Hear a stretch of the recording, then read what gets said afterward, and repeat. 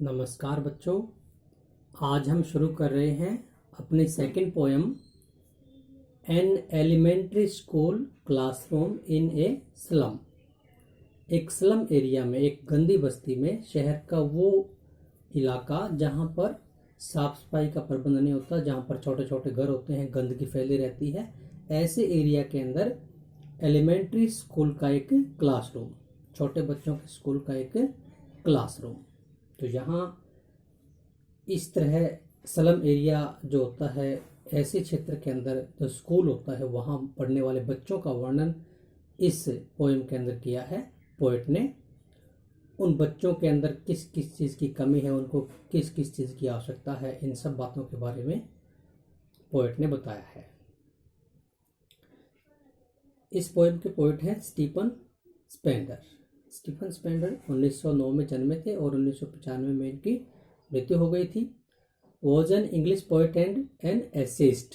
एक तो ये क्या थे, इंग्लिश पोएट थे और एसेइस्ट भी थे, निबंधकार। ही लेफ्ट यूनिवर्सिटी कॉलेज। उन्होंने यूनिवर्सिटी कॉलेज को छोड़ दिया। कहाँ पर? ऑक्सफोर्ड में। ऑक्सफोर्ड शहर में जो यूनिवर्सिटी कॉलेज था उसको छोड़ दिया इन्होंने विदाउट टेकिंग ए डिग्री, बिना डिग्री लिए, मतलब अपनी पढ़ाई पूरी किए बगैर छोड़ दिया। एंड वेंट टू बर्लिन, और बर्लिन में चले गए, जर्मनी की राजधानी में चले गए इन 1930। Spender took A keen interest in politics. Spender ने वहां जाकर के राजनीति में अपनी गहरी रुचि दिखाई। And declared himself to be a socialist, और अपने आप को एक समाजवादी एंड पैसिफिस्ट और आशावादी घोषित कर दिया। मतलब एक सामाजिक कार्यकर्ता बनकर काम करने लगे। Books by Spender include. Spender के द्वारा जो पुस्तकें लिखी गई उनमें कौन कौन सी शामिल है? Poems of dedication, the edge of being, the creative element, the struggle of the modern and an autobiography. और एक ऑटोबायोग्राफी भी लिखी है, आत्मकथा भी लिखी है। क्या नाम है उसका? World within world. और जो प्रस्तुत पोएम है in an elementary school classroom in a slum, he has concentrated, उन्होंने उजागर किया है, ध्यान आकर्षित किया है, ऑफ थीम्स, उस सार की तरफ। सार कौन सा? ऑफ सोशल इनजस्टिस, सामाजिक असमानता, सामाजिक अन्याय, एंड क्लास इन इक्वलिटीज, वर्ग असमानता। सामाजिक अन्याय और वर्ग असमानता, ये दो प्रकार के जो थीम्स हैं इस पोएम में, उनको कंसंट्रेटेड किया है, उसकी तरफ ध्यान आकर्षित किया है पाठकों का। तो प्रस्तुत पोएम स्लम एरिया के अंदर जो स्कूल है उसका क्लासरूम। तो वहाँ जो बच्चे हैं वो किस तरह के हैं उनका वर्णन करता है फर्स्ट स्टैंजा में। फार फार फ्रॉम गस्टी वेव्स, ताकतवर लहरों से बहुत दूर, दीज चिल्ड्रंस फेसेज, इन बच्चों के चेहरे। मतलब ये बच्चे ऐसे लगते हैं जैसे कि इनके अंदर गस्टी वेव्स की तरह कोई भी संकेत नहीं दिखते हों। गस्टी वेव का मतलब ताकतवर लहरें, मतलब इन बच्चों के चेहरे के अंदर कोई भी ताकत नजर नहीं आती, कमजोर बच्चे दिखते हैं। लाइक रूटलेस वीड्स, और इनके चेहरे कैसे लगते हैं? रूटलेस वीड्स की तरह। वीड्स होता है खरपतवार, वो पौधे जो फसल के लिए नुकसानदायी होते हैं। रूटलेस, उखाड़ दिए गए। ऐसे पौधे जिनको उखाड़ दिया गया है, जिनका कोई प्रयोग नहीं है, इस तरह का चेहरा इनका दिखता है। द हेयर टोर्न राउंड दियर पेलोर, और उनकी पीली पड़ चुकी, सूख चुकी चमड़ी के ऊपर, सिर के ऊपर इनके जो हेयर है, बाल है, वो टॉर्न राउंड है, बिखरे पड़े हैं चारों तरफ। मतलब इन बच्चों को देख करके भी ऐसा लगता है कि ये सभ्य नहीं है। The tall girl with her weighed down head. अब एक एक बच्चे के बारे में बताता है पोइट कि यहाँ जो स्लम एरिया में स्कूल है उसकी जो क्लासरूम है, उस क्लासरूम में एक लड़की बैठी है, लंबी लड़की, लंबे कद वाली लड़की, with her weighed down head, और उसका सिर जो है वजन से नीचे झुका हुआ है। वजन किस चीज का हो सकता है?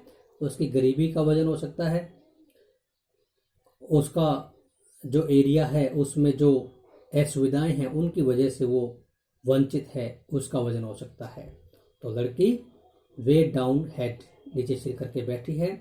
द पेपर सीमिंग बॉय, फिर एक लड़के की बात कर रहा है कि एक लड़का है जो पेपर सीमिंग है, कागज की तरह दिखता है, मतलब बिल्कुल दुबला पतला। विद रेड आइज, और उसकी आंखें कैसी हैं? चूहे की आंखों के जैसी है। मतलब चूहे की आंखें क्या करती है? हमेशा चारों तरफ घूमती रहती है, उसकी आंखें कुछ ना कुछ देखती रहती है भोजन की तलाश में, और यही कार्य इस बच्चे की आंखें भी कर रही है। द स्टंटेड, और ये लड़का क्या है? स्टंटेड है, मतलब इसका शरीर पूर्ण रूप से विकसित नहीं हुआ है। अनलकी एयर, और ये अभागा उत्तराधिकारी है। ऑफ ट्विस्टेड बोन्स, मुड़ी हुई हड्डियों का ये एक प्रकार का रोग है। रिसाइटिंग, और वो अपना पाठ सुना रहा है, रिसाइटिंग कर रहा है, सुना रहा है, पढ़ रहा है। क्या? ए फादर्स गनेल्ड डिजीज, एक फादर की गनेल्ड डिजीज के बारे में पढ़कर वो सुना रहा है। गनेल्ड डिजीज का मतलब गठिया का रोग, जिसमें हड्डियां मुड़ जाती है। His lesson from his desk, अपना पाठ पढ़कर सुना रहा है अपने डेस्क पर से। और सौभाग्य से पाठ भी कौन सा है? एक फादर की गनेल्ड डिजीज, एक फादर का गठिया का रोग। इस पाठ को वो पढ़ के सुना रहा है, जो उसको खुद भी मिला हुआ है। मतलब उसकी हड्डियां मुड़ी हुई हैं, उसके शरीर के अंदर कोई ना कोई कमी है, और ऐसा ही उसके फादर में भी था। तो उसको अपने फादर से, अपनी मदर से, अपने परिवार से ही वही रोग मिला है। फिर एक बच्चे की ओर बताता है। एक back of the dim class, उस मध्यम रोशनी वाली कक्षा के अंदर बिल्कुल पीछे, वन अननोटेड, एक जिसकी तरफ किसी का ध्यान नहीं गया। स्वीट एंड यंग, एक बहुत ही मधुर और जवान। His eyes live in a dream, उसकी आंखें सौपन में खोई हुई है, सौपन में रहती है। ऑफ स्क्वेल्स गेम, सौपन किस चीज का? गिलहरियों वाले खेल का। इन ट्री रूम, कहाँ पर? वृक्षों के कमरे में। अदर देन दिस, इस कमरे के बजाय, जिस कमरे में वो बैठा है, जहाँ पर वो बैठा है बच्चा, जहाँ वो पढ़ रहा है, वो बैठा उस कमरे में है, लेकिन उसका सपन क्या है कि मैं ट्री रूम में जाऊं, खुले वातावरण में जाऊं, वृक्षों के पास, और वहां पर गिलहरियां जो खेल खेलती है वृक्षों पर, उसी तरह का खेल मैं खेलूं। तो इस तरह के ड्रीम उसके मन के अंदर है। तो यहाँ अलग अलग बच्चों के हाव भाव कैसे हैं, इसके बारे में पोएट हमें बता रहा है अपनी पोएम के माध्यम से। स्लम एरिया के जो बच्चे हैं उनके बारे में। सेकंड स्टैंजा में क्या कहता है? ऑन शावर क्रीम वॉल्स, उस रूम की जो शावर क्रीम वॉल्स हैं, क्रीम के कलर जैसी वॉल्स हैं, दीवारें हैं। और क्रीम भी कौन सी? जो शावर है, जो खट्टी पड़ चुकी है। क्रीम को हम कुछ दिन रख दें तो उसमें से बदबू आने लगेगी, उसका रंग पीला पीला सा हो जाएगा। तो इस कमरे की जो दीवारें हैं वो भी सीलन की वजह से, नमी की वजह से शावर क्रीम हो चुकी है। इस दीवार पर क्या है? डोनेशंस है। डोनेशंस का मतलब दान दी हुई चीजें हैं। मतलब किसी व्यक्ति ने कुछ दिया, किसी ने कुछ दिया, वो सब चीजें उन दानवीरों के नाम के साथ इस क्रीम वॉल्स के ऊपर लगी हुई है। क्या क्या है उन चीजों में? शेक्सपियर्स हेड, शेक्सपियर का सिर है। इसका मतलब शेक्सपियर की एक मूर्ति है जो दीवार पर टंगी हुई है। क्लाउडलेस एट डॉन, एक तस्वीर और है जिसके अंदर बादलों रहित डॉन, सायंकाल का चित्र है, जिसमें आसमान में कोई भी बादल नहीं है। Civilised dome riding all cities, और उसी दीवार के ऊपर एक तस्वीर और है जिसमें सिविलाइज्ड डूम है, सभ्य गुंबद है। गुंबद का मतलब सभ्य इमारतें हैं, बहुत बड़ी बड़ी इमारतें हैं। राइडिंग ऑल सिटीज, और जो सभी शहरों पर सवारी कर रही है। मतलब ऐसी तस्वीर है जिसके अंदर ऐसे शहरों के नज़ारे हैं जिसमें विभिन्न प्रकार की बड़ी बड़ी इमारतें हैं। बेल्ड फ्लावरी टायरोलीज वैली, और उसी दीवार पर एक तस्वीर और है टायरोलीज वैली की, टायरोलीज घाटी की। उस घाटी में क्या है? घंटी के आकार के सुंदर सुंदर फूल खिले हैं। तो इस तरह से बहुत सी तस्वीरें उन दीवारों पर टंगी हुई है जो उसको एक अच्छा रूप दे रही है। ओपन हैंडेड मैप, और इसी दीवार पर एक ओपन हैंडेड मैप है, हाथ से बना हुआ मानचित्र भी है। अवॉर्डिंग द वर्ल्ड, जो संसार को दे रहा है, इट्स वर्ल्ड, इसका संसार, मतलब संसार को इसका संसार दिखा रहा है। लेकिन इन सब चीजों के बावजूद येट फॉर दीज चिल्ड्रन, यद्यपि इन बच्चों के लिए दीज विंडोज, ये जो खिड़कियां हैं, नोट दिस मैप, ये मैप नहीं, देयर वर्ल्ड, उनका संसार है। मतलब इन बच्चों के लिए वो जो मैप टंगा हुआ है वो मैप इनका संसार नहीं है। इनका संसार क्या है? सिर्फ ये खिड़कियां हैं। बस इन खिड़कियों के अंदर से वो बाहर देख सकते हैं, यही उनका संसार है। जो मैप वहां पर रखा है उस मैप से इनको कोई लेना देना नहीं है। Where all their futures painted with a fog, वो संसार जो इनकी खिड़कियों के अंदर है, जहां पर वेयर, जहां पर ऑल देयर फ्यूचर्स, जहां उन सभी के भविष्य पेंटेड कर दिए गए हैं, रंग दिए गए हैं, विद ए फॉग, एक धुंधले रंग से। मतलब उनका जो जीवन है वो धुंधला हो चुका है, उनमें कोई रंग नहीं रहा, वो अब अपना विकास नहीं कर पा रहे हैं। ए नैरो स्ट्रीट सील्ड, एक तंग गली सील्ड है, बंद है, in with a lead sky, एक मिट्टी के जैसे रंग वाले आसमान के साथ। मतलब धुंधला आसमान, ऐसा आसमान जहां पर प्रदूषण ज़्यादा हो, ऐसे आसमान के साथ इनकी जो नैरो स्ट्रीट है, तंग गली है, वो सील्ड हो चुकी है, बंद हो चुकी है। ऐसे एरिया में ये रहते हैं। फार फार फ्रॉम रिवर्स, और उनका जो ये संसार है ये कहाँ है? दूर है, नदियों से दूर है। केप्स, एक समुद्र के पास ऊंचा स्थान, उसको केप्स कहते हैं, इनसे भी दूर है। एंड स्टार्स ऑफ वर्ड्स, और शब्दों के जो स्टार हैं, शब्दों के माध्यम से जो प्रसिद्ध होते हैं, उनसे भी ये दूर है। मतलब इनके पास आधुनिक संसार की कोई भी जो सुख सुविधाएं हैं वो नहीं पहुंच पा रही है। ये पोएट ने अपने सेकंड स्टेंजा में बताया है। अब थर्ड स्टेंजा में क्या कहता है? श्योरली शेक्सपियर इज विकेड, निश्चित रूप से शेक्सपियर जो है वो इनके लिए विकेड है, बेकार की वस्तु है। मतलब शेक्सपियर की जो तस्वीर है वो इनके किसी काम की नहीं है, उसके बारे में ये सोचते भी नहीं है। The map a bad example, और जो मानचित्र टंगा हुआ है यहाँ पर वो एक बुरा उदाहरण है, वो भी एक खराब उदाहरण है, उसका भी इनसे कोई लेना देना नहीं है। With ships and sun and love tempting them to steal, केवल उन शेक्सपियर की जो तस्वीर है, मैप है, इन चीज़ों को देख करके क्या होता है, यहाँ पर शिप्स के भी, समुद्री जहाज़ों के भी चित्र हैं, सन के भी चित्र हैं, और ये सब चीज़ें जो दीवारों पर टंगी है ये लव टेम्पटिंग है, उनको लालच दे रही है, लालच का प्यार दे रही है। कौन सा? देम टू स्टील, उनको चोरी करने का। ऐसे बच्चों का मन ऐसे कर रहा है कि हम इन चीज़ों को लेकर अपने घर ले जाएं, ऐसा टेम्पटिंग उनको हो रहा है। इससे ज़्यादा ये चीज़ें उनके लिए कोई मायने नहीं रखती।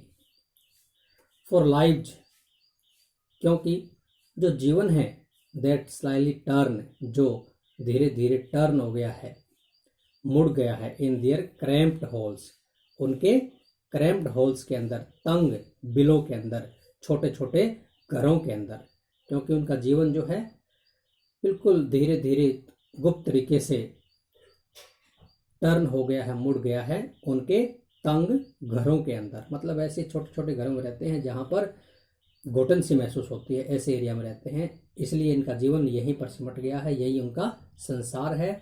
तो कोई भी मैप है, शेक्सपियर है, कुछ भी विषयों की प्रसिद्ध चीज़ें हैं, वो इनको कोई भी फायदा नहीं दे रही है, इनका जीवन सिमट गया है। From fog to endless night, और इनका जीवन कैसा हो गया है? फॉग टू एंडलेस नाइट, धुंधला और अंतहीन रात वाला जीवन इनका हो गया है। ये जिंदा तो हैं लेकिन इनका जो जीवन है वो धुंध से भरा है, कोई भी प्रकाश, कोई भी विकास नजर नहीं आ रहा, और इनकी रातें जो है एंडलेस हो गई हैं।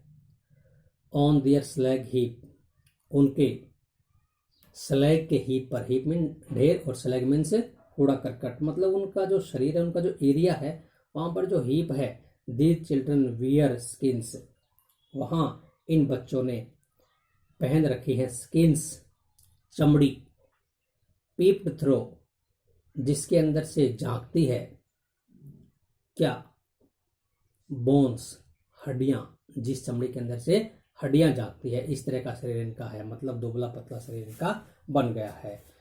एंड स्पेक्टिकल्स ऑफ स्टील, और इनकी आंखों पर स्पेक्टिकल्स हैं, चश्मा है, स्टील के बने हुए, लोहे के बने हुए, विद मैंडेड ग्लास, और इनके जो ग्लास हैं वो मैंडेड हैं, टूटे फूटे हैं। Like bottle beads on stones, और इनके जो ग्लास हैं वो क्या लगते हैं, जैसे कि स्टोन्स के ऊपर, पत्थरों के ऊपर बोतल बिट्स लग दिए हों, बोतल के टुकड़े, कंच की बोतल के टुकड़े पत्थरों पर रख दिए गए हों। इनके शरीर पर, इनके दुबले पतले शरीर पर वो चश्मा, वो स्पेक्टिकल्स ऐसे नजर आते हैं।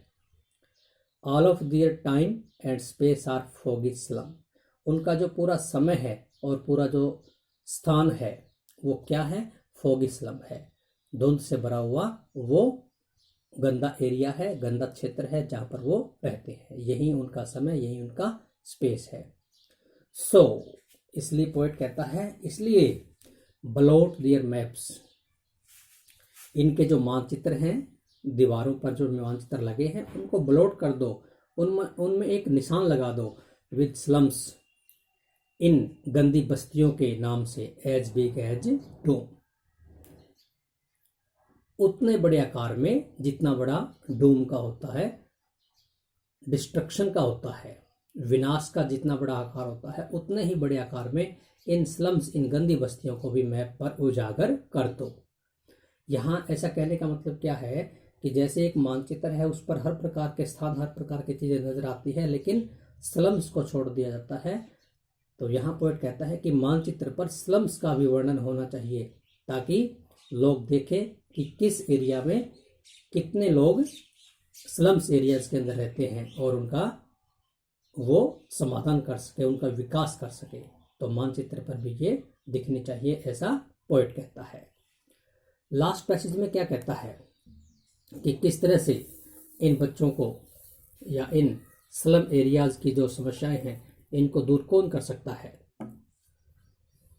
अनलेस, जब तक गवर्नर, इंस्पेक्टर, विजिटर, कोई भी गवर्नर, गवर्नर का मतलब राजशाही, प्रशासन के लोग, इंस्पेक्टर, कोई भी इंस्पेक्शन करने वाला, जांच पड़ताल करने वाला, विजिटर, यहाँ पर घूमने आने वाले लोग जब तक नहीं आएंगे, तब तक इनकी जो विंडो है वही, this map becomes their window, तब तक ये जो मैप है ये उनका विंडो है, मतलब उस विंडो के अंदर रहकर ही वो अपने मैप को देख सकते हैं, बाहरी संसार को देख सकते हैं। कब तक, जब तक गवर्नर, इंस्पेक्टर या विजिटर या कोई अन्य अधिकारी यहाँ पर आ नहीं जाता। एंड दीज विंडोज, और ये जो खिड़कियां हैं, that shut upon their lives, जिन्होंने शट कर दिया है, बंद कर दिया है या बंद हो गई है उनके जीवन पर, लाइक कैटाकोम्स, कैटाकोम्स होता है कब्र। जब तक कोई गवर्नर, इंस्पेक्टर, विजिटर नहीं आता, तब तक ये जो मैप है वो इनकी खिड़कियां हैं, और इन खिड़कियों ने उनके जीवन को शट अपॉन कर दिया है, बंद कर दिया है, लाइक कैटाकोम्स, कब्र की तरह। ये एक कब्र के अंदर बंद हो गए हैं, ऐसा लगता है, जब तक कोई आकर के इनके जीवन को नहीं संवारता। फिर पोएट कहता है, जोरदार अपील करता है, break oh break open till they break the town, तोड़ दो, अरे तोड़ दो, till they break the town, कहीं ऐसा ना हो कि वे इस टाउन को ही तोड़ दें, मतलब इन बस्तियों को खत्म करो, इनका विकास करो, कहीं ऐसा ना हो कि ये बढ़ते बढ़ते पूरे शहर को, पूरे नगर को ही सलम ना बना दे। And show the children to green fields, और इन बच्चों को, यहाँ के बच्चों को ग्रीन फील्ड्स दिखाओ, हरियाली के खेत दिखाओ। एंड मेक देयर वर्ल्ड, और उनका जो संसार है उसको बनाओ। रन अज्यूरे ऑन गोल्ड सैंड्स, सुनहरी रेत पर नीले रंग के दौड़ते हुए संसार के रूप में इनका संसार बनाओ।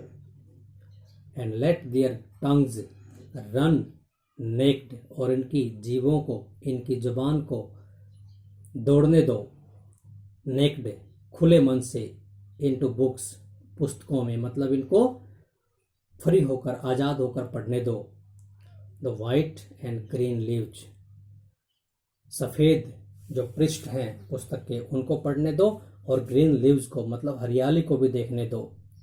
ओपन, जो हरे और सफ़ेद पेजेज हैं, पृष्ठ हैं जो खुले हैं, उनके अंदर इनकी जो टंग्स हैं उसको दौड़ने दो, उनको दौड़ने दो। नेक्ड, खुले रूप से, खुले मन से, मतलब यहाँ पर कवि क्या कहता है कि इनको आज़ाद होकर पढ़ने दो, चाहे वो वाइट पेजेज हैं, चाहे वो ग्रीन लीव्स हैं, हरियाली है, इन सब को उनको अपनी नज़र से देखने दो। हिस्ट्री दियर्स, इतिहास उन्हीं का होता है। होज लैंग्वेज इज द सन, जिनकी भाषा सूर्य के समान होती है, मतलब जिनकी भाषा सूर्य के प्रकाश की तरह चमकती है, इतिहास उन्हीं का बनता है। तो यहाँ पोएट स्लम एरिया के अंदर जो स्कूल है उसका वर्णन करता है, और उसके माध्यम से कहीं पर भी स्लम एरिया है उसको सुधारने की, वहाँ विकास करने की प्रेरणा इस लेसन के, इस पोएम के माध्यम से कवि हमें देता है। Thank you.